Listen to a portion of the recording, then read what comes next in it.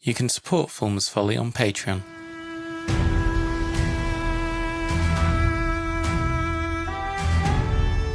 Fulmar's Folly, Episode 7, In the Shadow of Death.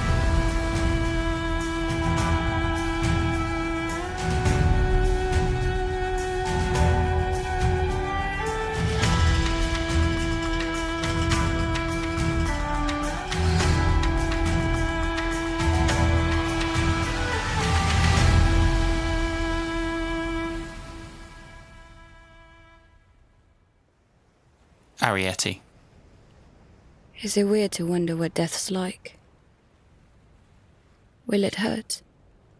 And what's next? Will anyone even notice you're gone? Did it even matter you were here in the first place?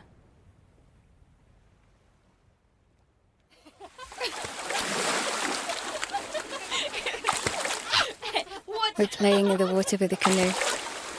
Dad said it was okay as long as we wore our life jackets and stayed close to Fulmar. Mum's idea. She'd run out of craft projects, and it's dangerous to be doing nothing. That's when the tears happened and dark thoughts and images. There's other boats around. Sails and motor. Fanned out. Everyone careful to stay really far apart. As long as you did that, people were okay. This isn't going to be forever. Mum's a stronger swimmer than Dad, so she came in while he sat on the side keeping watch. A toothless Penny on his lap, giggling and flapping at us with floppy hands. That canoe's a pirate ship, and Fulmar's a Spanish galleon filled with treasure.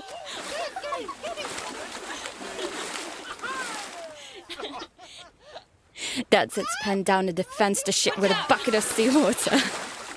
We circle and splash him with the paddles. Then he dares us to stand up in the canoe.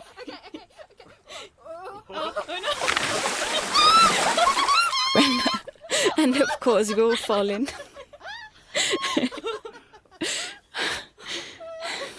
It'd been so long since we'd all laughed, and Mum and Dad's smiles are genuine and not forced. You could almost forget, almost feel normal. Come towards the boat. Don't look behind you.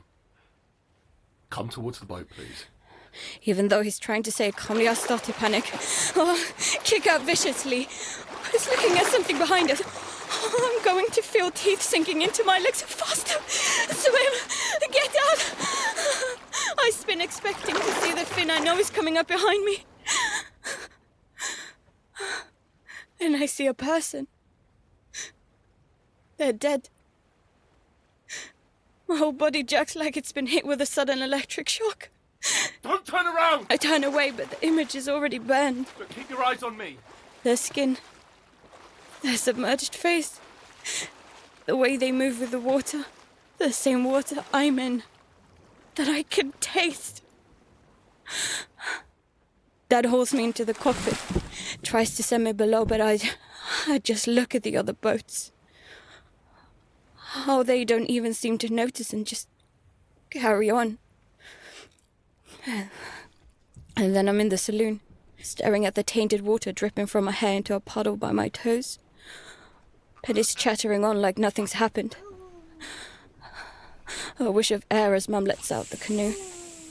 The engine starts and we just sail away. We don't tell anyone. We try to pull them out. We just leave them. Like they didn't mean anything.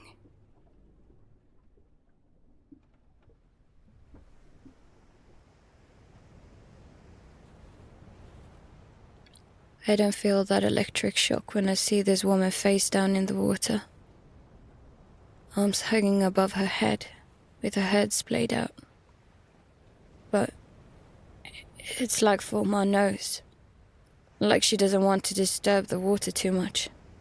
Mum pulls me away from the side and I see a horrified reaction, but I don't know.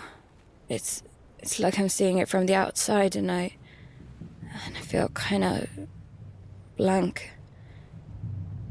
Does that make me a bad person?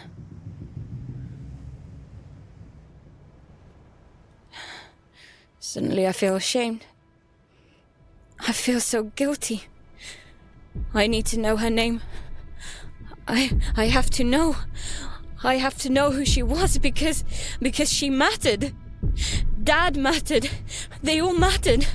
And I'm scared. Scared for the end. Scared of death. Mum's attention slowly rises up the cliffs. People. There are people walking along the cliff tops, heads turned towards us. They don't even glance ahead or check their feet despite their steps being on the very edge of a long drop onto rocks. They're following us. I can't make out their features, but there's something not right about them. The way they move. Wasting.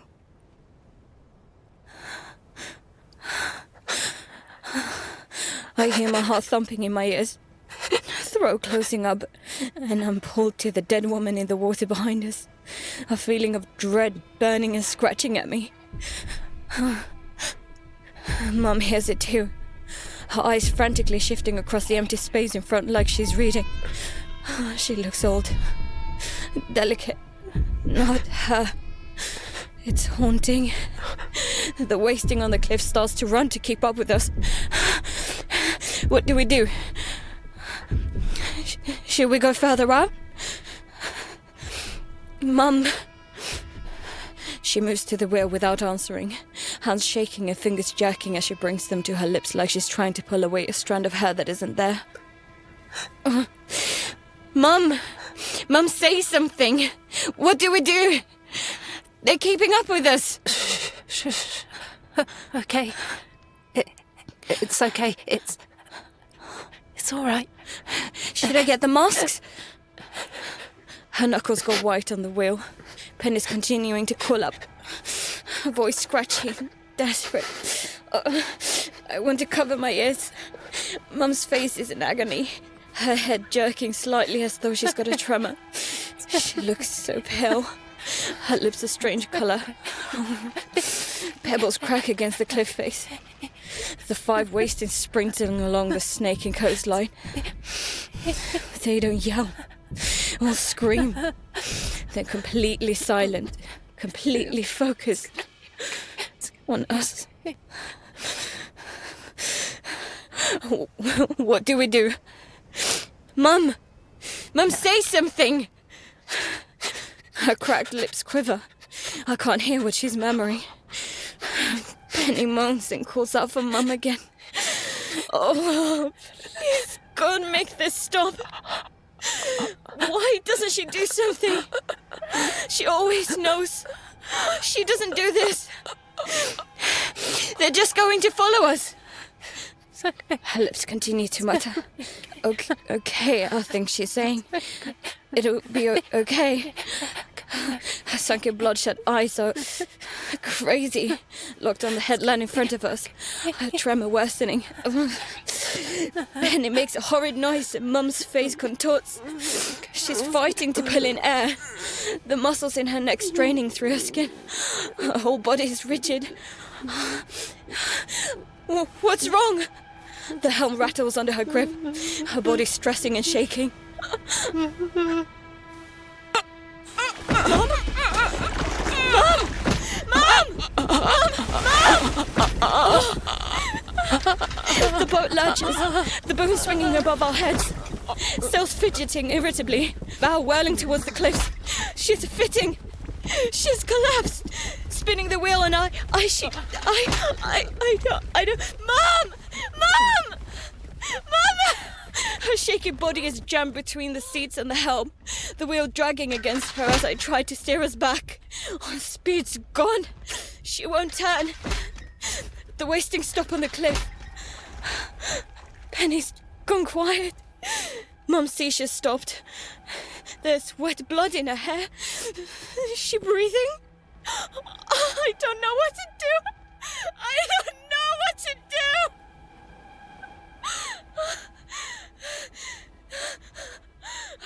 I let out the main, allowing the boom to swing further out. It catches the wind. I turn the rudder and sluggishly Fulmar commits to turning to starboard. The wasting passively watch. I look at Mum. The blank depth gauge amongst the dead instruments. The boat bobbing, even though we've completed the turn. Please, move. Just go. The Juno is on the wrong side and the main I need to tighten it, yes. Hurry, come on, please. Why won't the out haul, come on, please, move.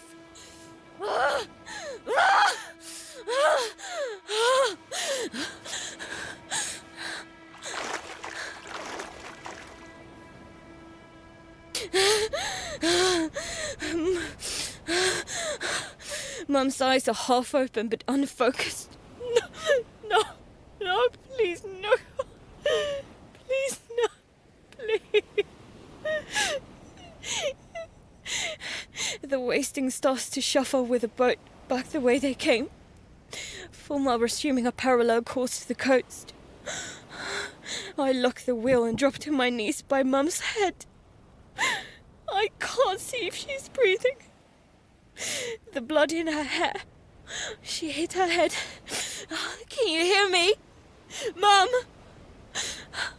A terrible squirming panic zaps me when she doesn't answer.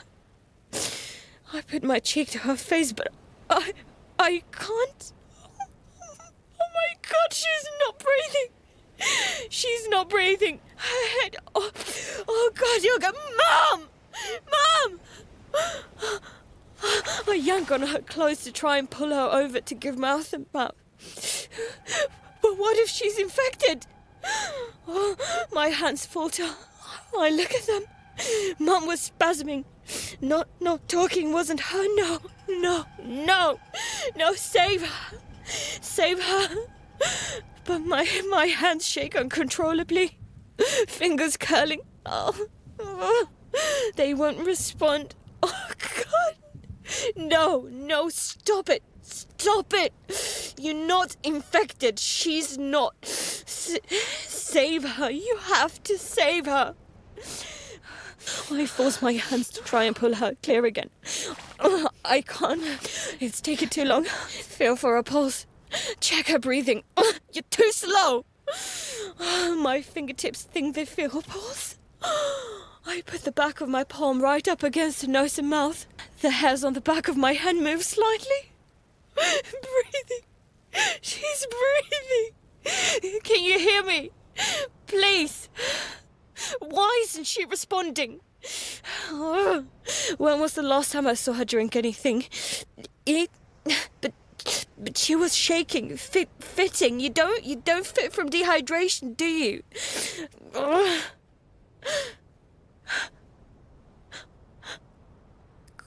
Quiet. It's quiet. I swing around to the companionway. Why isn't she crying?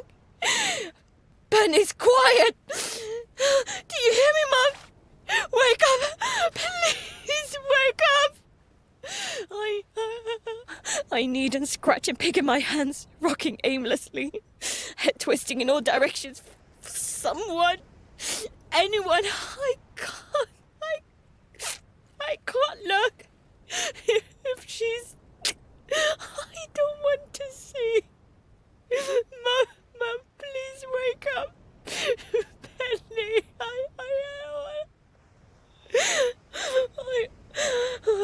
I pray and plead at the sky, the water, even the boat, anything or anyone that will hear. Don't make me find Pen. Don't make me see that. Not that. Mom, please get up. Dad, help me. Please, wherever you are, Dad, please. I even turn my eyes to the waist. as if even their twisted forms will understand the torment. But the four of them just keep an easy pace with us on the cliff tops. Four? Where's the fifth? Oh, where is it? Oh my God, I don't know. Mum, I need you. Please, I need you. Do you hear me? I need you. I grab fistful of my hair and squeeze my calm, my scalp screaming, head snapping at everything. Please, don't make me. I don't want to be here. Why am I here? Please make this stop. Stop. Ah!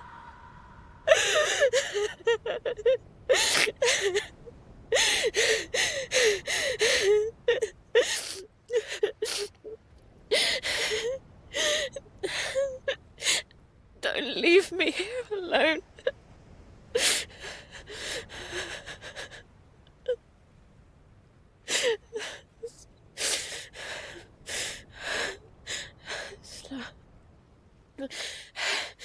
Slow. In through your nose. Out through your mouth. In through your nose. Out through your mouth.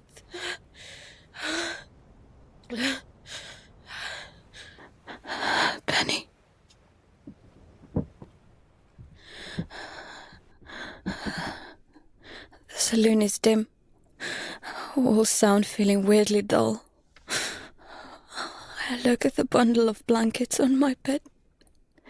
The tufts of soft hair peeping out. Penny's on her side, facing the wall, not moving. Pen. She moves ever so slightly. It's Harry. You okay? Her sunken eyes are half open. She turns them ever so slightly towards me and wrinkles her face like she's upset and in pain. But no tears. Her skin feels so dry. Lips sore. She looks old. Her chest rising and falling quickly. She needs water. We all need water. We'd be okay if they hadn't. It's not fair. I hate them. They just took it all. We'd been okay if they just... Like we were nothing. Like we don't matter. They don't care. I wish I'd killed her. I wanted them to die. Die horribly. It's so unfair. I hate them. I hate them. I'm so scared.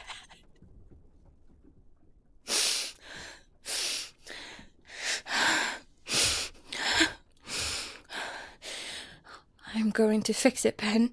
Yeah? I'll fix it. So you stay here, yeah?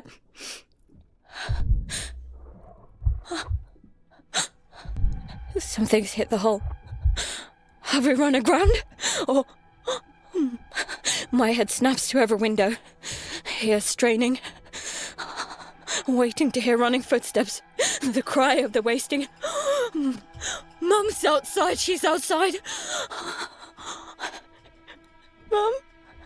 I clasp my hands together in front of me, pushing them into my face, trying to force myself to stop shaking. But I can't. I screw my eyes up, yet all I see is the rotten face of the wasting in the lifeboat.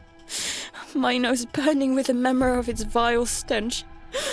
Then Dad screaming, deafening my ears. The feel of Mum's blood between my fingers, and the image of the old woman's face on the pavement. Her face as everyone ran and left her. Her face.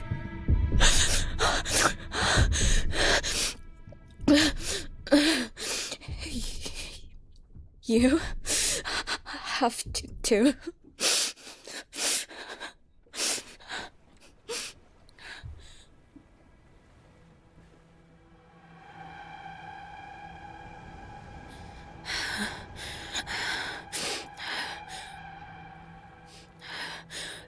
The 4 wasting are still following us on the cliff tops.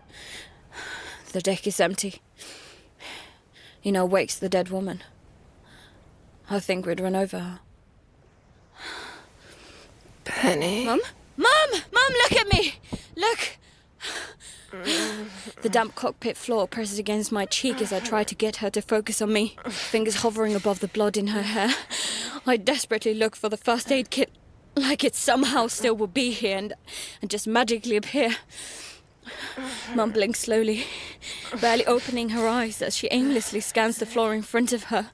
Then they rest on me, under her heavy eyelids. But she doesn't seem like she's quite there. It's horrifying. Then something in her eyes changes. They widen slightly, her head shaking and her face flushing as she strains to speak. Penny. She's still here. No. Keep your eyes open. I feel sick. Get Dad. No, I'm sorry. It's okay. No, it's not. I should. Oh, everything's spinning. I'm tired. You have to keep your eyes open. You have to stay awake. Why? Because that's what they say you're supposed to do. This is stupid. Stop closing your eyes. You were shaken and collapsed. I think you had a fit. She frowns, scanning the floor again. My eyes flick to my hand on her head, her blood on my skin. And I'm so utterly ashamed as part of me screams to pull away. Screams she's confused and was acting weird before she hit her head. Feel the infection invading my hand. The air I breathe with her. I can't be here. How can I think like this? What's wrong with me? And then I see the cuts and bruises on her face, the finger marks on her wrists and scrapes on her hands where she fought so hard with the pirates. No. Stay awake. Stay awake! Stop shouting. Then open your eyes! Her eyelids flicker, but she can't seem to keep them open. Then she makes a wrenching motion like she's trying to be sick, but there's nothing to bring up.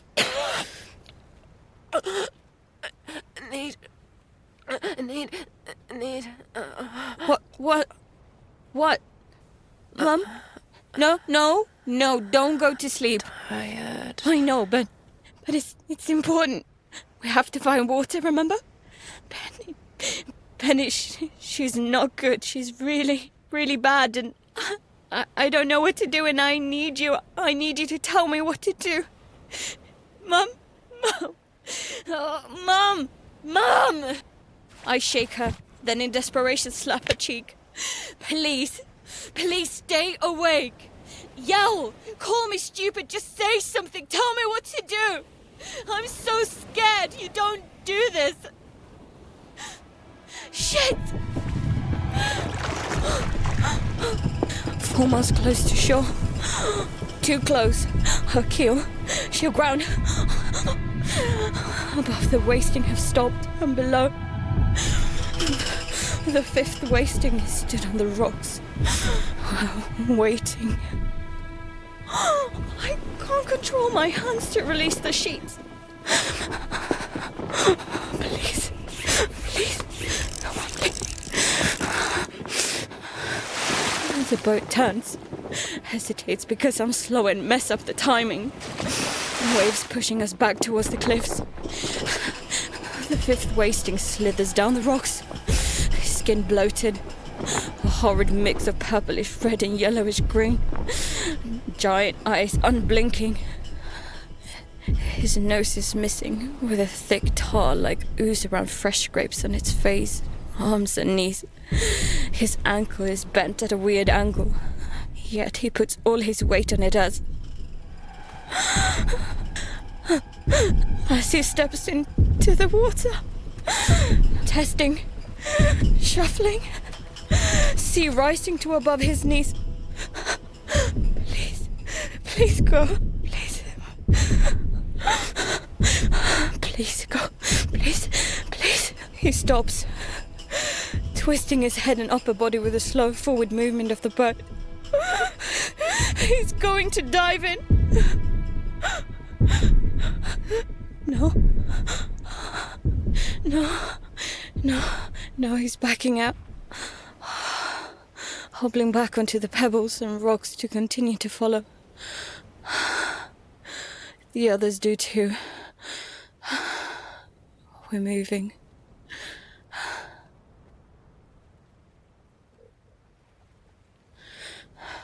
They remind me of nature shows, where the predators follow an animal near death. Waiting and waiting. Don't take your eyes off it. Keep watching. The one on the rock stumbles and slips, cracking its already mangled face, part of his bloated skin splitting. He doesn't even flinch. He just picks himself up and continues. How can you beat something like that? That doesn't feel fear or pain or death. I watch him. His disgusting salmon pink t-shirt almost fused to his body. Brown stains down the legs of his light-colored cargo shorts. He should be riddled with insects.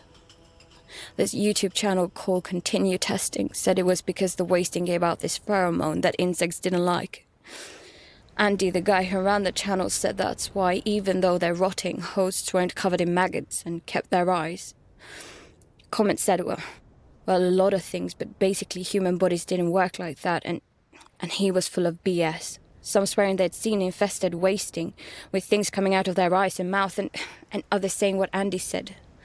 Everyone kept saying different things and then changing their minds and saying something else, then getting really angry at people for believing some stuff or not the other things.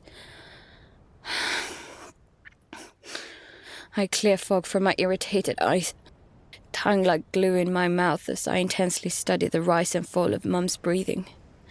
Fulmar's moving so painfully slow. I look up at the sail, struggling to focus on the telltales, little strips of fabric that are supposed to tell you how the air is moving over the sail. I don't think they're right. What did Dad say? You know this. Focus. Come on. My left hand's shaking, only slightly, but it won't stop, even when I flex it into a fist. Move yourself, come on.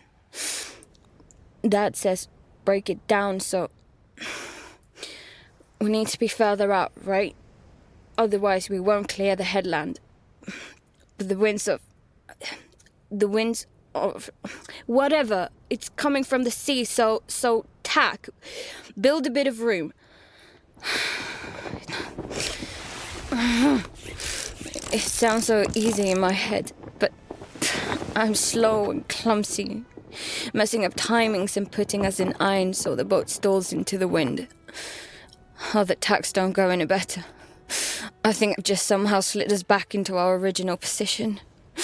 The wasting weight offshore in complete silence. The woman's body floating nearby again. I've wasted so much time. I can't do this! I can't do it by myself! I hate this boat! I hate it! Why can't I do this? You're stupid! Stupid! Ari, Mum? you're shouting. It's nothing. It doesn't matter. How do you feel? I'm tired. No. I'm sorry. I'm sorry. Maybe you shouldn't move. She sluggishly wafts me away with a hand that is nearly sick again, blinking slowly and staring intensely at the floor. She looks really angry. It's actually reassuring. What's the boat doing? Nothing. What? Nothing. It's more or less where it was She grips her hair and opens her eyes, but gags and shuts them again quickly. Still feel sick? Dizzy. You look really pale. It's difficult to think. It's so hard to stay awake. It's okay. It's okay. You're okay. Stop saying that. Boat. You haven't moved the boat? How long have we been here? Why didn't you... What have you been doing? The wasting? Still following. Her face screws up, twitching horribly. She covers her mouth with a trembling hand like she's trying to stop herself screaming. Her eyes, agony. And Penny? Struggling. I don't think you should move. Mum. I'm all right. I just... Stop. Please. Don't have time for this. I need to... You're going to pass out again. Stop talking to me. I'm trying to think. I can't see straight. Then stop it. I can't. I need to be okay right now. I have to. I'm so frightened. She won't be still. Her head's still bleeding. She'll collapse again and won't get up. I have to make her stop. You're in the way. I can't sail the boat while you're sat here. Go below. I have to fight to keep eye contact. She's so mad. Don't look away. Don't back down. Don't let her see you're screwing it up. You have to make her stop. Make her believe. You have to save her. She stares at me from under half-closed eyelids, unblinking, cutting straight through me. The corners of her mouth twitch. She raises her hand. I flinch, afraid she might even slap me. But I'm so wrong. She brushes the skin on my cheek with trembling fingers. I'm so sorry. It's okay. But you have to go below. I can't just sit down. You're already sitting down.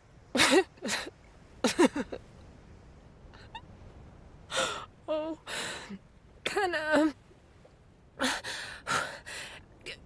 you get us past the headland? Harry? Yes. You sure? Yes. Okay. Give us a bit of room when we go round it. Remember that keel goes quite far down, yeah? Watch the waves. There might be a sandbar. Okay. And the wind's light, so... So we need... I know. Stupid. You don't know. Dumb kid. Afraid. Useless. An intense sadness melts onto Mum's face. Can she see the lie? We have to find water today, no matter what, or we die. You have to be strong, like Dad. She pulls on my head so our foreheads meet.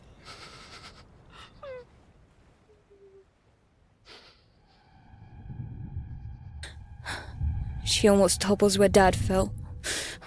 My stomach's sick when I get her into the saloon and see Pen. She barely moves as Mum picks her up. And the torment on Mum's face is... I need this to stop. I can't handle it. I can't lose them. They're reaching the end.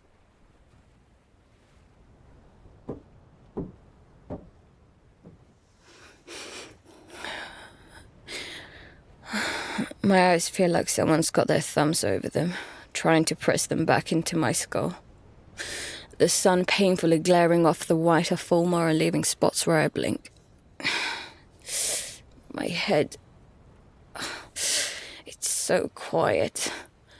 The deck so completely empty. Alone. I used to stupidly crave for such rare moments. Oh, selfish!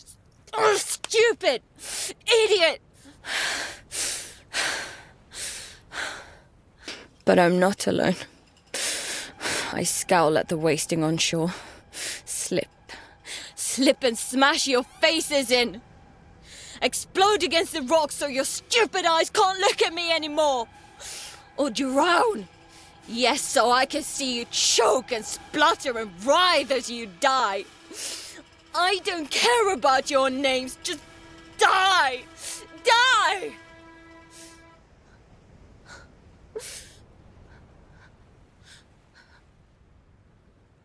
Flecks of plastic gently swirl around the side of the boat like seaweed. Bits of broken line and crushed packaging. I lean over the side and fish out a crumpled bottle, figuring it'd be good to gather water when I found some. But it's cracked. I feel every second that passes. Still don't think I've got the sail quite right. But at least Fulmar's going the right way and slowly building enough distance to clear the headland. Please let there be water. Let me get away from the wasting. I'm finding it hard to concentrate. Keep getting this mist in my eyes that won't clear. And I keep thinking about all the bad stuff I've ever said to Mum. And every time I moaned about having to look after Pen and snapped at her. And then I think of Dad and the rare moments we argued. But I always argue more with Mum. I'm hit by a surge of guilt. I left her. I just left her in that room with that man and I knew what she was saying and I just walked away. I can't describe the feeling. My Mum. I just left her and my sister. I tried to keep a hold of her, but I let that woman take her. She took her and I wish I'd killed her. Why didn't I kill her? I should have killed them both. Stabbed them, stuck the knife in their throats.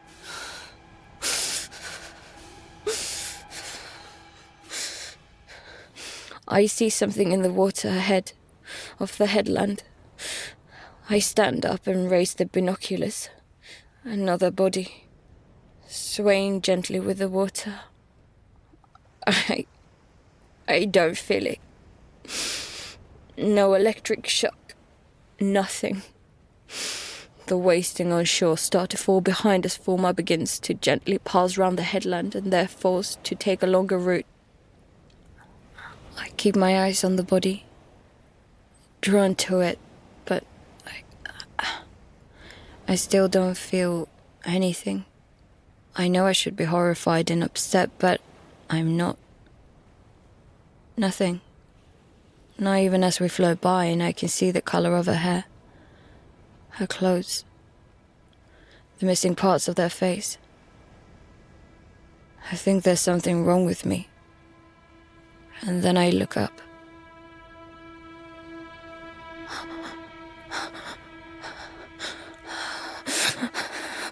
A gull floats amongst the trail of rubbish, the surface of the water covered in a chemical like film. There are more bodies. The bay is small. Another headland stretching out on the far side. There is no river, spring or waterfall.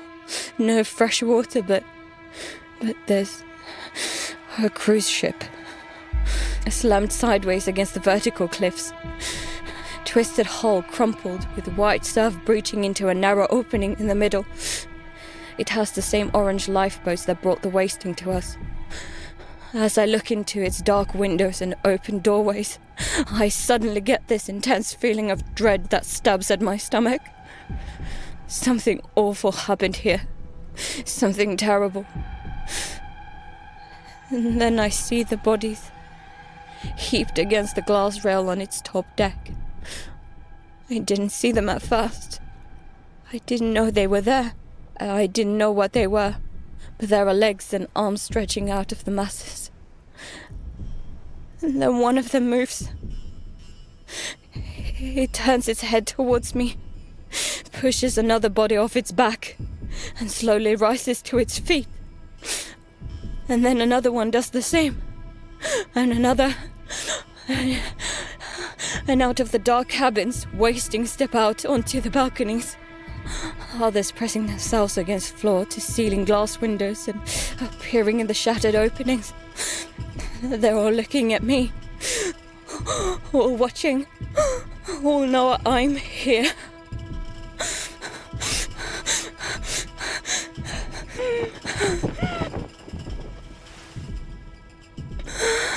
I almost lost the wind. I hunch over the wheel, my trembling hand curling into a fist that I sink my teeth into. I look at the floor, letting my hair fall over my face to hide. I can feel their eyes. I know it can't be real, but I can hear them breathing, smell their contaminated breath. Fulmar crawls so achingly slow. I don't want to look, don't want to see. I taste blood, the pain in my finger not registering. Don't lose it. Stay the course. They can't get you. I slip my top over my mouth and nose, head going light as I barely breathe. My muscles shake and spasm with a conflicting instinct to run, hide, stay, be strong. Don't look. What are they doing? This burning urge to turn and see what they're doing. We have to get out of here. We have to. Oh no! No! No! Not now! Come on! Please, no! Oh my God! Please! Shit! Come on! Find the wind again, please! Please, you stupid! Please! Oh, come on! I've got her! Turn! Come on! Please, no! No, don't! Come on!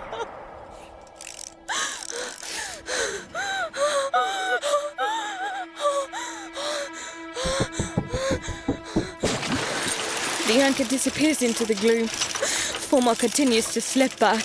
The windlass spins until it jams with a chain stretched out in front of our bow. Fulmar stops, swinging gently. I'd lost the wind. I turned too far, or didn't have the sails right. Stupid idiot, not concentrating.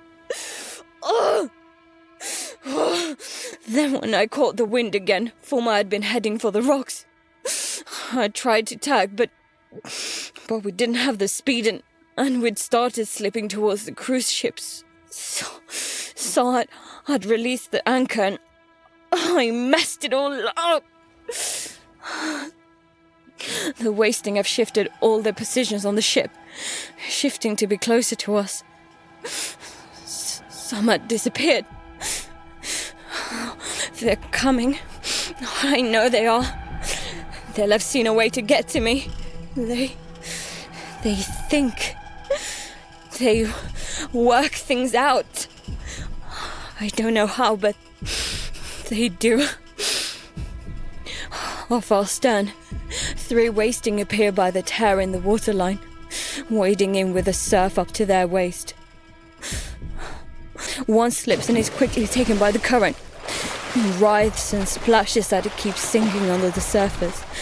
And the others, they don't even look.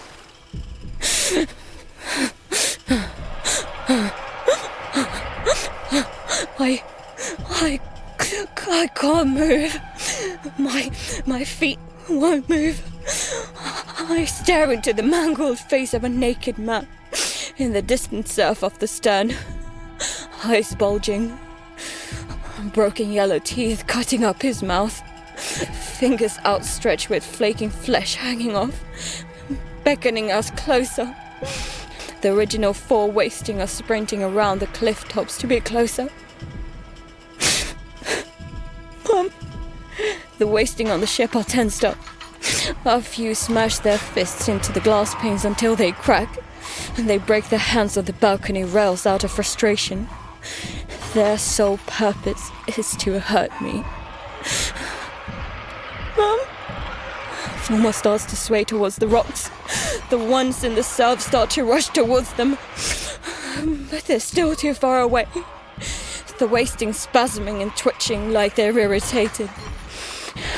2 have appeared on the rocks off to starboard. One's a young woman with loose remains of her black hair on her bloodied head. It's like someone ripped out clumps of her scalp. She slips on this brownish-green slime and bashes and falls awkwardly, cracking her knees and wrists with a sickening snap. I watch as she claws herself out of the surf, her fingers becoming blooded with that tar-like ooze. They can't get you. I have to keep going. Deep breaths. Wind the anchor in. Tack quickly. Get us out of the bay. Find water. Don't screw it up. My toes edge forward. I feel faint. Weird. My whole body weak. My eyes splitting to the companionway. A spike of panic and dread. Mum hadn't appeared. Grief and pain begin to swell. My knees start to buckle. No. You can't. Don't think like that. You have to get the boat moving. Find water. Move. Save them. I take the hand crank for the anchor from the cockpit locker. More wasting appear on the rocks, stopping when I stop, moving when I move. I keep my top up over my mouth and nose and try not to look at them. Keep my eyes on deck. The visible shake in my hand is getting worse. I drop to my knees, keeping my back to them, and struggle to lock the crank into the top of the windlass. I can feel the ice on me. Keep breathing. Wind the anchor up. As soon as we start moving, take the helm and get on the wind, or everyone dies. Don't screw it up. You have to do this. Be quick. It's not moving. Why isn't it moving? Why isn't it moving? Come on, why won't you turn? I slowly look over my shoulder. The woman is somehow back on her feet with the others on the rocks. They let out a low hiss of air, mouths twisting upwards slightly. They can see. I can't turn it. We're stuck.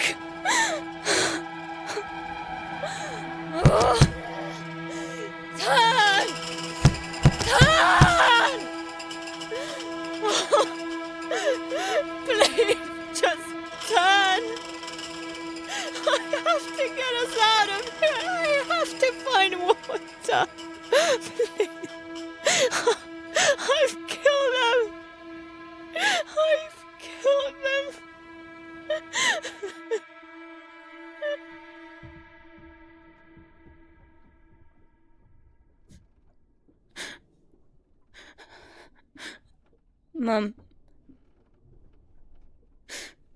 Mum.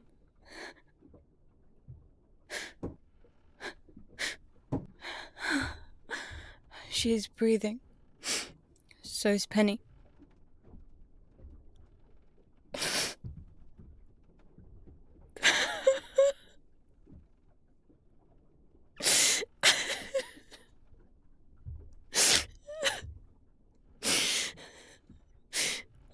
I put her limp hand to my face. Mum, I've messed up. I've got the boat stuck and they're wasting. Hundreds of them, and I don't know what to do. I need you. I really need you. Please, wake up. Tell me what to do. I need you.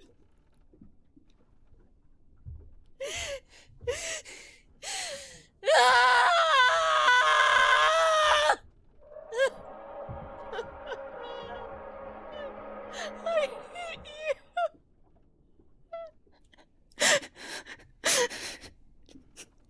I hate you.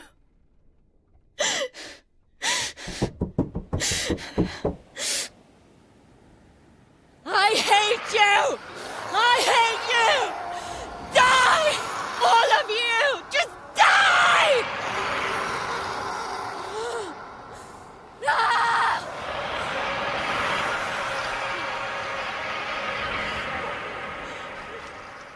You took everything away from me. Absolutely everything. And I was too stupid. I couldn't save them. I couldn't save any of them. Dad! Dad, I messed it all up and I couldn't save them.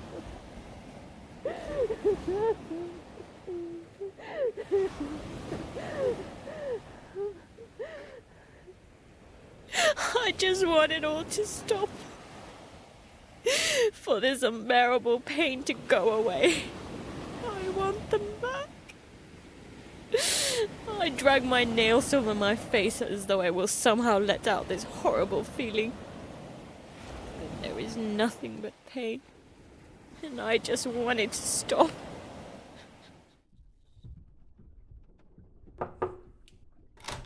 Can I come in?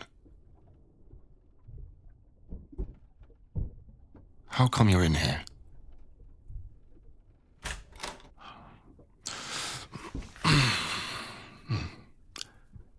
Bit uncomfy, this floor.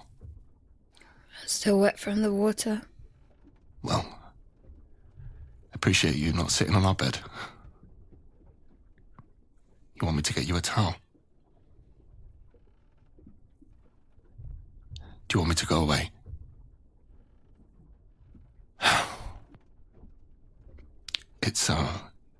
It's a terrible shock. What you're feeling? Just carries on. What does? Everything. Penny's in the other room like nothing happened. And those boats on the horizon, you sitting here now.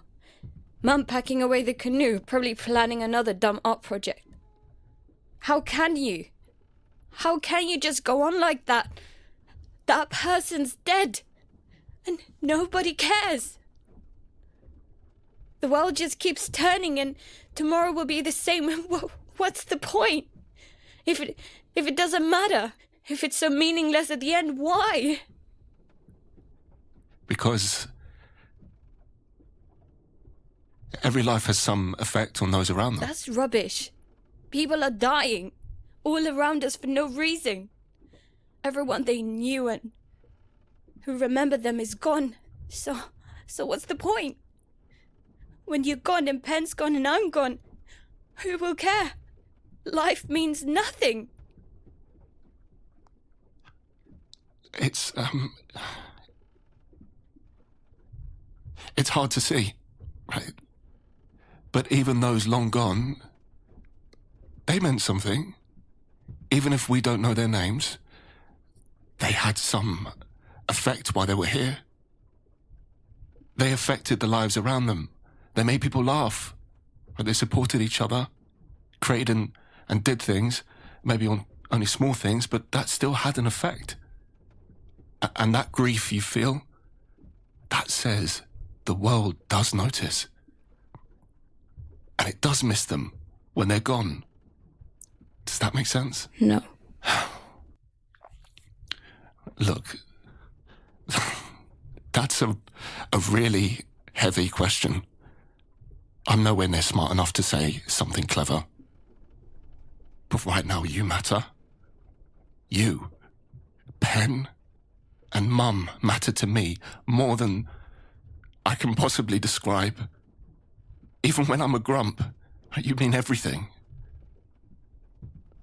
I don't know who that was in the water, but they will have meant something to someone at some point, and that's everything. As unbelievably cruel as it is, we can't choose how and when we leave this world, or what happens after we're gone. But we can make choices while we're here, choices that matter. Choice? I didn't have a choice to be here. This is hell. This isn't living. No. But life can be cruel and it will beat you to your knees and leave you there permanently if you let it. That's from Rocky Balboa, but it's a good quote. Hear me out. Nobody gonna hit as hard as life. But it ain't about how hard you hit. It's about how hard you can get hit and keep moving forward. How much you can take and keep moving forward. You're so cheesy. We're surviving.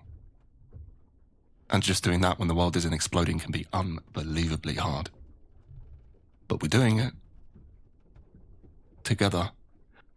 And that's incredible. We're here together surviving when we're surrounded by all this death. That means something. That is hope. Mum says sometimes you feel sad for no reason. Even before all this. She said sometimes you would just feel sad, and it wasn't like normal sadness, but like a sort of extreme grief. Is this what you feel? Sometimes. How can you stand it? It can be difficult. Sometimes very. But you have to trust that extreme feeling won't last. I can't stop thinking about them. About everything. It hurts so much. It does. And it's going to be difficult. But trust you will get through it. And take it one step at a time. And keep moving forward. Would it have sounded better if I said it like Stallone? Probably not. Come here.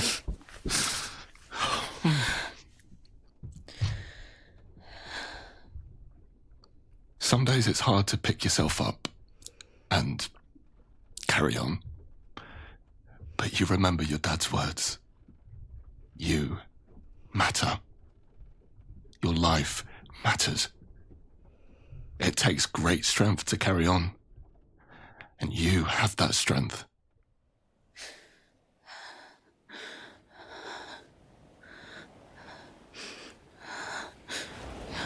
Get up. Get up. My legs wobble and threaten to buckle, but I force them to support me.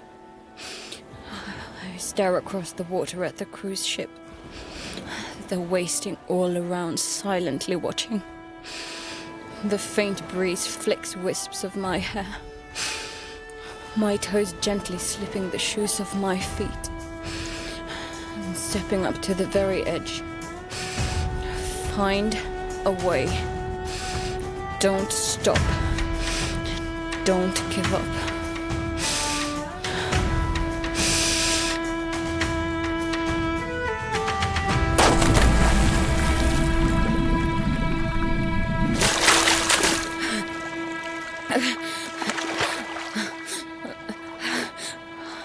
I look up at the stern of Fulmar's Folly. Spit and wipe away the horrid chemical taste of the water. flitch at the bits of plastic and other rubbish brushing against my skin. My legs and arms struggling to keep me afloat. They're so weak. I hope I can climb back up. What if I can't? Suddenly this doesn't seem like such a good idea. No. Stay calm. Search the debris field. Find something. Anything.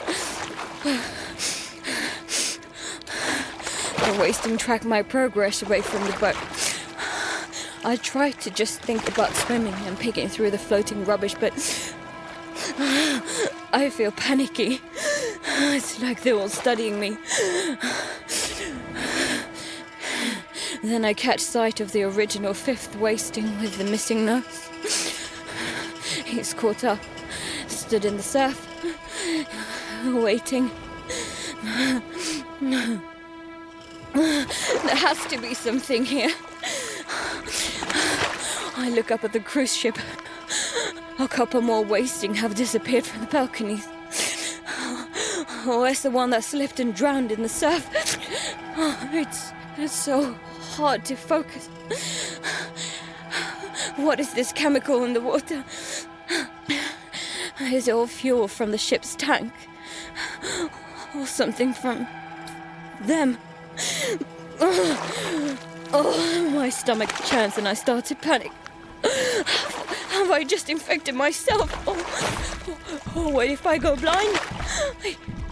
I'm struggling to focus.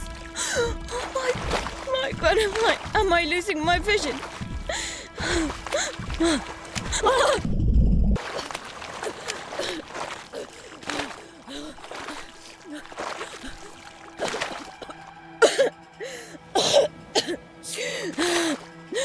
Something's touched my leg.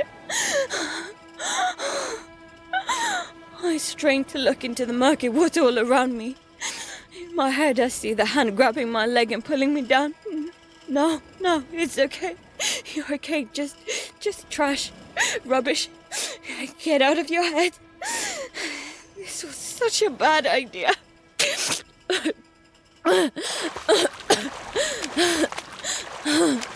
Wrappers, bags, bit of clothing, crates. There's nothing here. Nothing. I look at the ship. The wasting. The rugged tear in the hull and the pitch black interior beyond. There's no way to survive that. Another face appears out of the darkness. It's like they know what I'm thinking. My attention shifts to the lifeboats. 2 are missing. One by the stern, and another by the bow. And behind it, one has been released at one end, but is still attached at the other, so it's hanging practically vertical. Don't they have supplies on them? But how am I going to get to it, though? Its stern is hanging low, but I'm not sure I'm going to be able to reach. Besides, the wasting aren't just going to stay where they are and let me get it. No. There must be a way. I have to find one. Time is running out. I edge closer to the shore. The pull of the waves becoming stronger as the water begins to shallow. The wasting watch but don't move. It's creepy. I try to put my feet down, but I still don't feel anything. Closer. Keep your eyes left. All those waist deep by the opening in the hull. And the one with no nose in the distance off to your right. Keep checking the balconies and the windows above. Oh, why aren't they moving? I'm scarily close now. The heads of the wasting peering over the side. They could jump. They could make that distance. I check the ones on my left. I'm nearly in line with them, and they're waist deep. I try to put my feet down again. Let myself sink a bit as a wave pushes me closer. They touch the ground. The wasting still don't move. Closer, and I am standing. For the first time in 2 years, my feet are touching solid, unmoving ground. And the wasting remain motionless. All of them.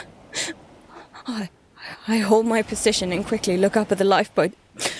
Arms and legs going weak. I'm not going to make that, even if I jump. I spin my head in all directions and back to the boat. Its fiberglass body has been broken open. I think where it's been swinging against the ship. Maybe something fell out of it. Maybe I can...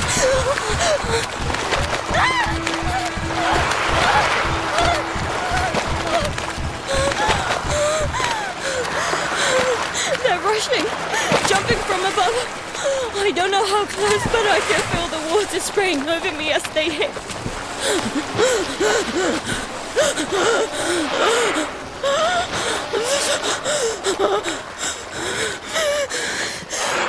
They'd waited.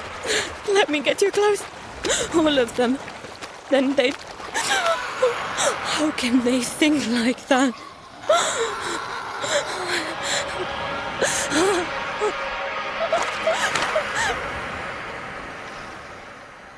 I stay where I am until the last one drowning goes still. Then raise my eyes back up to the 100 still watching on the ship. There are so many. Men, women, and I think children. Various types of clothes still clinging to their rancid flesh. How long had they been living on this thing? Was it a floating community that had escaped the fall, drifting aimlessly out into the ocean until its fuel tanks ran dry like all the other motorboats?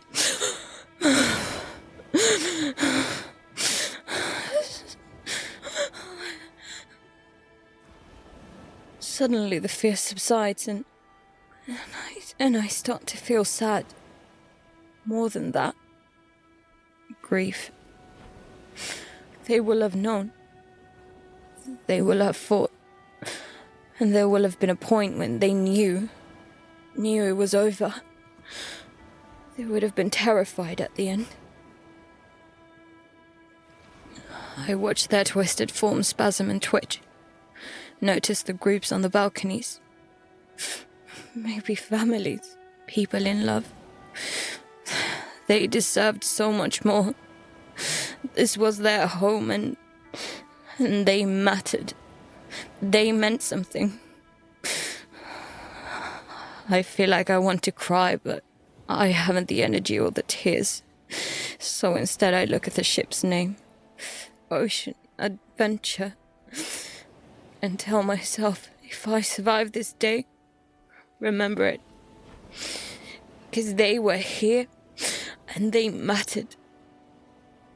They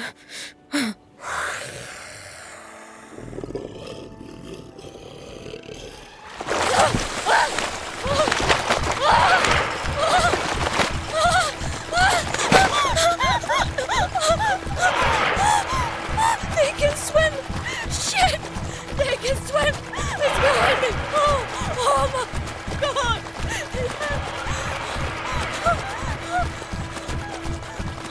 I shoot a quick look back, and then another. My brain finally latching on to what I'm seeing. Stop.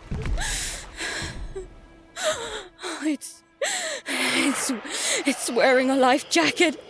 It's holding it up.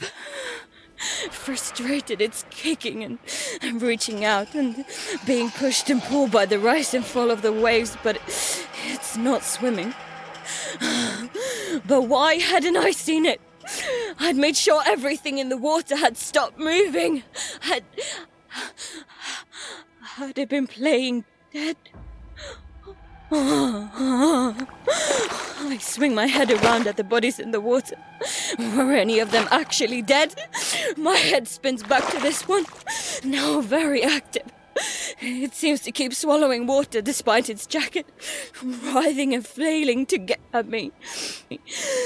One of its eyes is milky, but the other one is locked on. I try not to breathe. Start to carefully swim backwards. Then notice something attached to its jacket with some clips and rope. A scratchy see-through canister. Part of me says, so what? Get the hell away! Stop breathing near it! But the other half says, the canister's got something in it.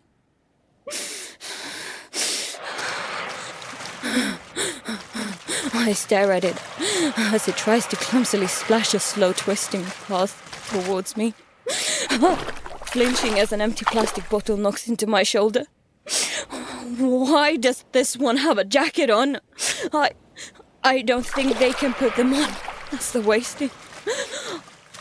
I do think they can think, but putting on a jacket and jumping in after me, I can't see it. I mean, all these clips are done up, so I guess this person must have put it on before they turned.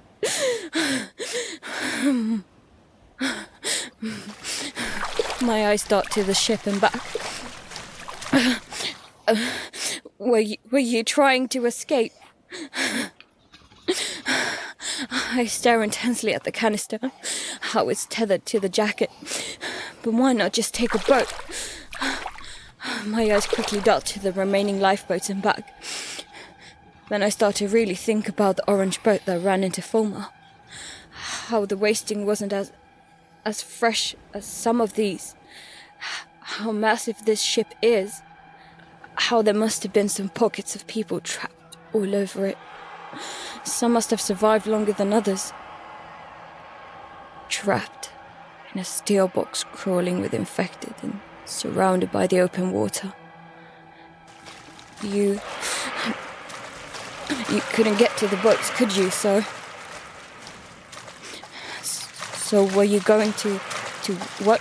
Just jump? That's insane, but we did it when we were boarded.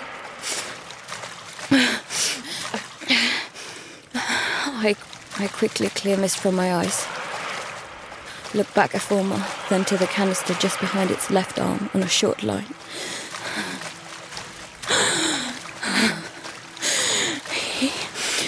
You've got to. I slip my soaking top over my nose, but it sticks and I can't breathe. You have to.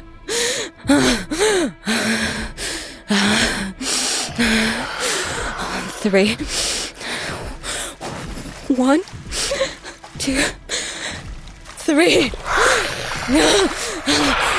I surge forward, try to get round to the back of it. It spins, reaches out. I kick hard, back off, try to circle, wait, then lunge forwards, try to outrun it as it flips to face me. Bony hand snatching at air, double back. Oh, it's impossible. I dive, frantically kicking and pulling blindly, desperately praying the water is murky enough. Fingers finding the sharp sand and pebbles on the floor, then retching to pull myself along faster.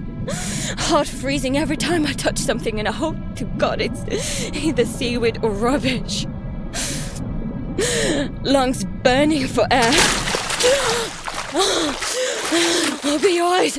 Open your eyes! Shit! Oh, it's already turned around. Its arms flying forwards. I fling myself left. Sink. Inhale water. Twist, roll, and sink again. Surface. See it quickly struggling between its back and front as it tries to turn to face me again. And in that split second, my hands grip tightly to the back of its thrashing life jacket. My knees buried in its back as it's twisting and tries to throw me off. My head bucking quickly through the surface.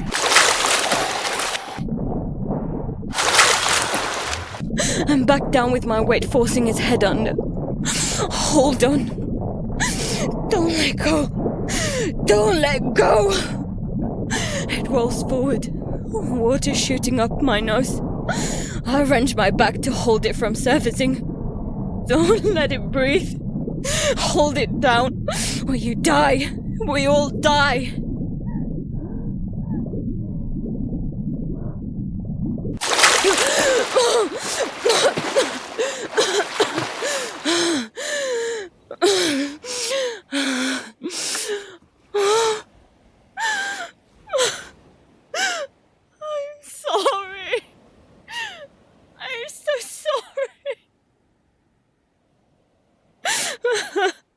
I'm sorry. I'm so sorry.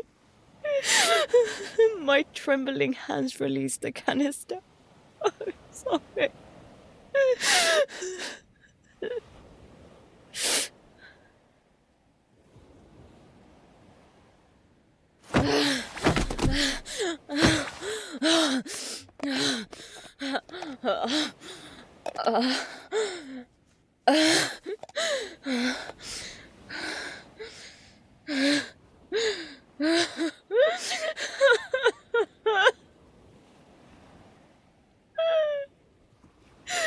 There's water.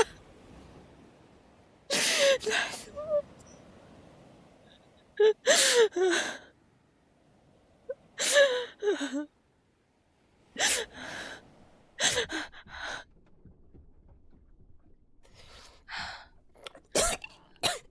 It's okay. It's water.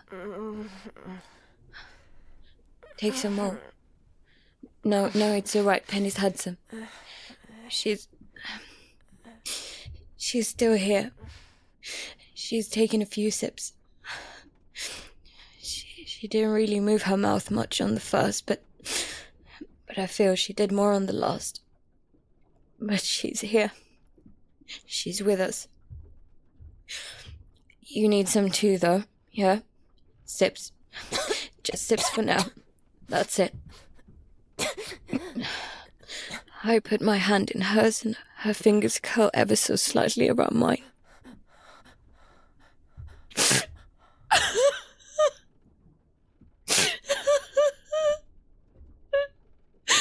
I'm so glad you're still here.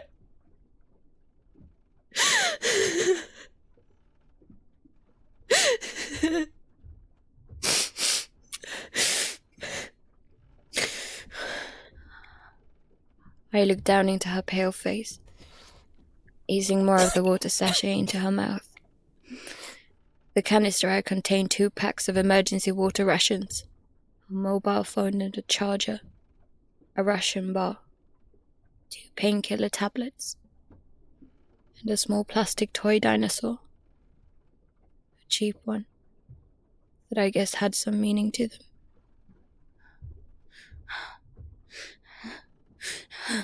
I suddenly pull away from him, eyes down, fingernails picking at the back of my thumb.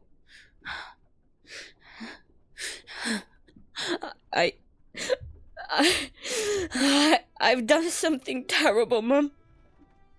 I killed one of them. I held it down. I held on as it tried to breathe and kept its head underwater. And I can still hear its screams. I killed them. I know they were infected, but they were a person.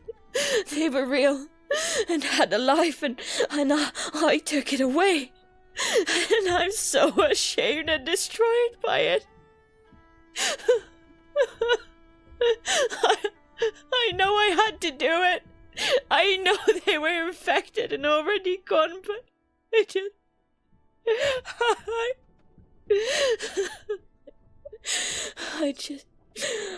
I feel like a part of me is gone with him. I look down at my hands.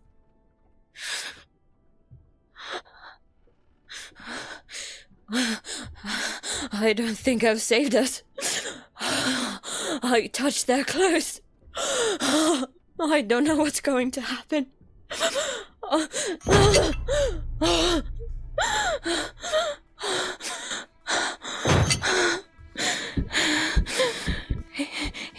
He steps down into the saloon, mask up over his face, but there's a cut above his bruised right eye, and he tries to hide it, but he's holding himself like he's hurt his side.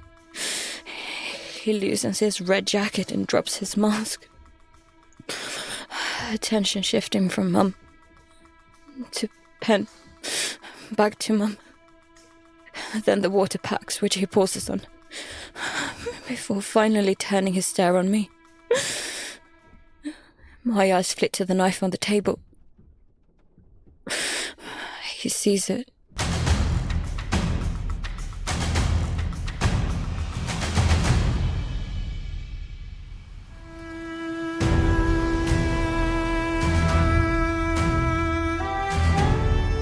Arrietty was played by Tina Marchitalo. Sam was played by Sally Walker-Taylor. Penny was played by Eva Stacey. Producer, Lizeth Ramirez. Episode written and directed by Matt Stacey. Production coordinator, Becky Stacey. Music by Samar Benapal. This was a Static Airwaves production.